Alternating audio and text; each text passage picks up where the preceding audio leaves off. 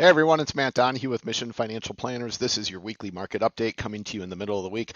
Wow, what a ride we've had this summer. A couple weeks ago, I was in Minneapolis. Last weekend, I was at a fantastic birthday party for one of our best clients and one of my favorite people, Danita. I'll keep her name um, off the record, if you will, but it was a fantastic time.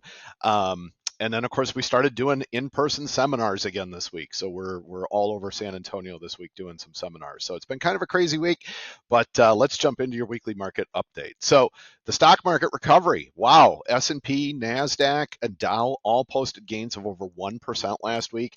They have really recovered from early August volatility. The S&P at the end of the week was within 0.5% of its mid-July record, and the Dow is just 0.6%, so 6 basis points, if you will, away from its historic peak.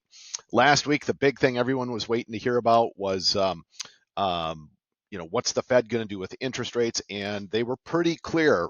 Jerome Powell basically said, he didn't guarantee it, but he basically said an interest rate cut is coming in September because the labor market is cooling and the inflation, right, is starting to decline, right? They're hoping to get it back down to that 2% number. That possibility of interest rate cuts, though, caused some fluctuations in the U.S. market, bond market. So U.S. government bonds with the 10-year Treasury, that dropped down to 3.76% last week. So we're seeing some interest rate changes already happening just because Chairman Powell said that they were going to start lowering interest rates. Job growth adjustment. This is interesting. Job growth figures were revised downwards by 818,000 fewer jobs, and that's for the year ending in March of 24. Okay, so that huge downward adjustment, it would have been great to have been a fly on the wall listening to the conversation, when the Fed board governors were meeting, in terms of what and how that may have influenced their decision making. I'm sure we'll learn about that over the next month or so. Small cap stocks, they are surging as well. Again, it's amazing when the Fed says we're going to start lowering interest rates, the impact this has. Small cap stocks saw a big rally. The Russell 2000 rose 3% because Powell's speech fueled expectations of lower borrowing costs. Now, this is prior to Powell's speech, but we also saw in July a 1.3% increase in existing home sales. That reverses a 4-month decline. Why? Because interest rates dropped a bit, right? And they'll probably drop even more as we get into the fall. And then we're also seeing oil dip as well. Oil crude prices fell to their lowest in over 6 months. They actually closed the week under $75 a barrel. So good and bad news from the economy, right? Not as many jobs as we thought, but interest rates coming down, more homes are being sold, oil prices are down, the market is responding really well. If you're a big bond investor, maybe not so much, right? But overall, a pretty positive picture. Our tax tip of the week, we're going to talk about selling your home and reverse mortgages. So what I want you to do is go to our blog post because it's kind of lengthy what we wrote here. But what I want you to know is that your primary residence, if you're married, you've got up to a $500,000 exclusion on the capital gain on the sale of your home.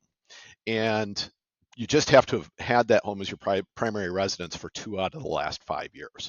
There's a bunch of other rules around it. Check out our blog post for that. We get into a fair amount of detail on it.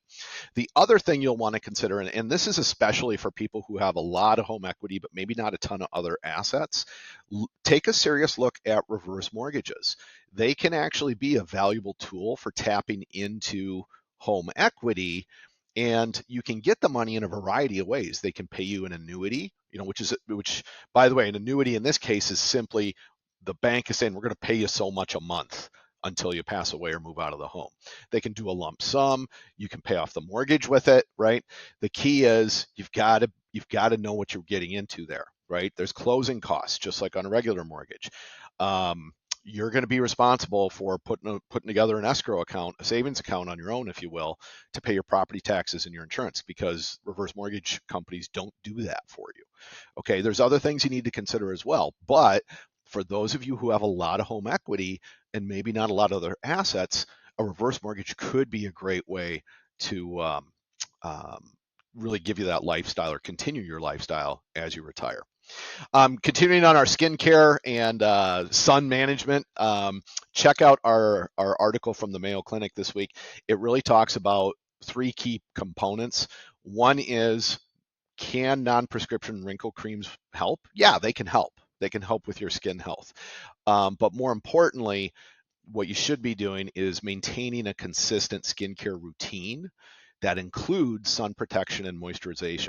That will, you do those three things, right? Use the right creams, use the, have a skincare routine, and then use sun protection with some moisturizing. Yeah, you're in a good spot in terms of preserving the health of your skin and maintaining a youthful appearance.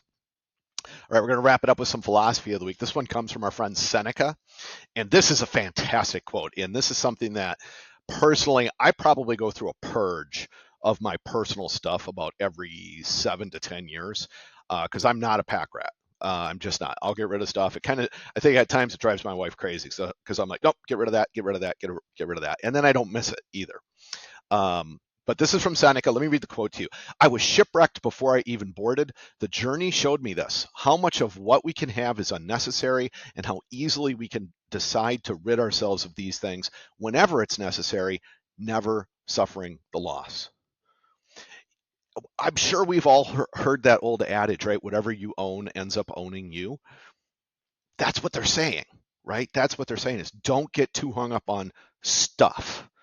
And that's something that I think, a lot of people would be a lot happier if they weren't quite as worried about accumulating stuff. So that's where we're going to leave it for the week. Thank you again, everyone, for making time to join us. Hey, if you're in San Antonio, stop by the Stoneworks at the Rim tonight. We're going to be talking about Social Security, and we'll be there in person. It'll be me, my partner, Kenneth Hamilton. And then check out our website as well. Go to our events tab.